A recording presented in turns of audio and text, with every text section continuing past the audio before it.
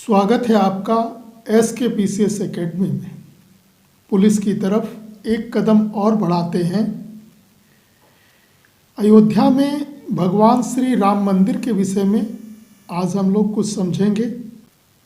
क्या क्या ध्यान रखेंगे आप लोग।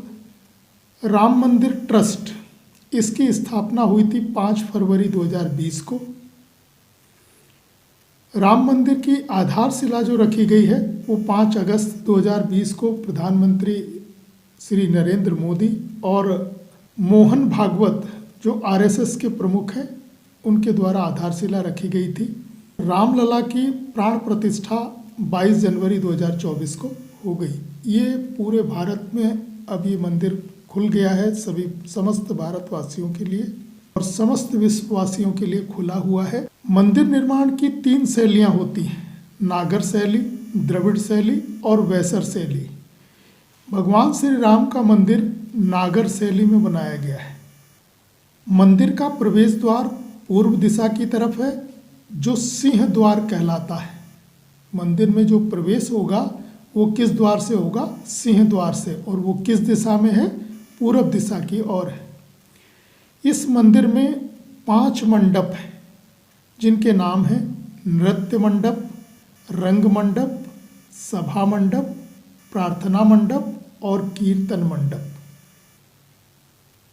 चंद्रकांत सोमपुरा जो हैं वो राम मंदिर के वास्तुकार हैं। यानी पूरा जो राम मंदिर है उसके वास्तुकार कौन है? गुजरात के चंद्रकांत सोमपुरा हैं। जबकि मंदिर के अंदर की जो मूर्ति है भगवान श्री राम की, उसके मूर्तिकार अरुण योगीराज हैं। मैसूर कर्नाटक के ये मूर्तिकार हैं। इन्होंने ही भगवान श्री राम की मूर्ति को आकार दिया है। और जो भगवान श्री राम की मूर्ति बनाई गई है वो नेपाल से पत्थर लाया गया था। कहाँ से? नेपाल से पत्थर आया है सालीग्रामी। सालीग्रामी पत्थर जो है वो नेपाल से लाया गया। ये नेपाल की गंडक, काली गंडकी नदी से प्राप्त हुआ है। तो नेपाल की काली गंडकी नदी में सालीग्रामी पत्थर पाए जाते हैं जो लाखों वर्ष पुराने हैं और पूजनीय माने जाते हैं। जैसा कि अभी बताया हमने आपको, सालीग्रामी पत्थर नेपाल से और किस नदी से? काली गंडकी नदी से आया है। कुछ और फैक्ट भी ध्यान रखना आप लोग।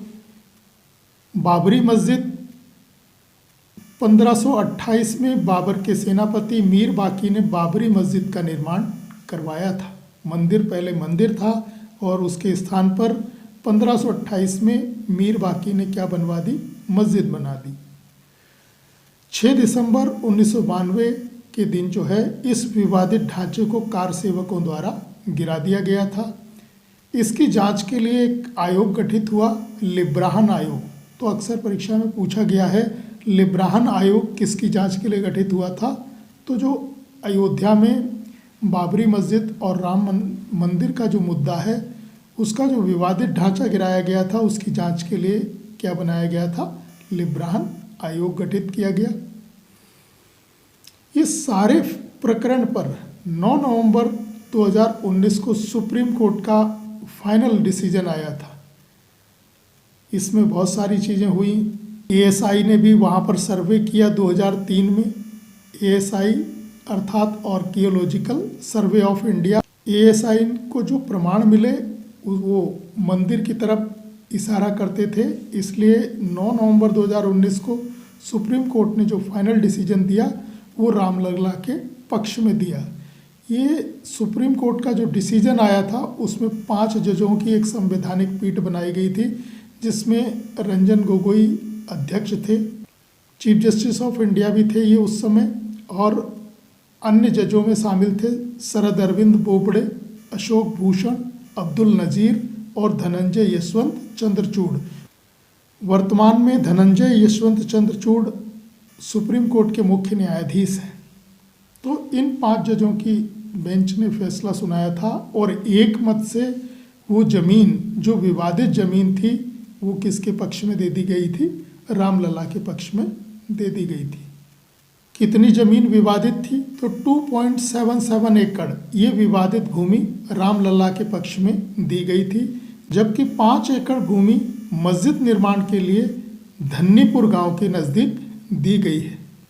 अयोध्या के विषय में भी आप लोग ध्यान रखना, अयोध्या सरयू नदी के तट पर स्थित है।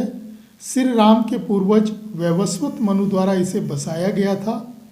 अयोध्या का पुराना नाम साकेत है। दशरथ महल में श्री रामचंद्र जी का जन्म त्रेता युग में हुआ था। 7वीं शताब्दी में चीनी यात्री वेनसांग यहाँ पर आया था और अयोध्या जो है वो सप्तपुरियों में से एक मानी जाती है।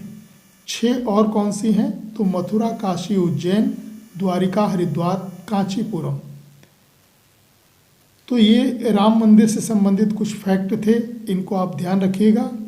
अयोध्या में बने राम मंदिर का चित्र भी देख लें आप। इस टाइप से मंदिर बनाया गया है।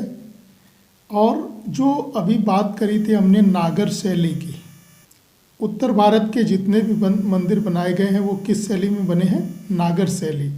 नागर शैली का इस टाइप से नमूना होता है जैसे ये इसमें दिखाया गया है।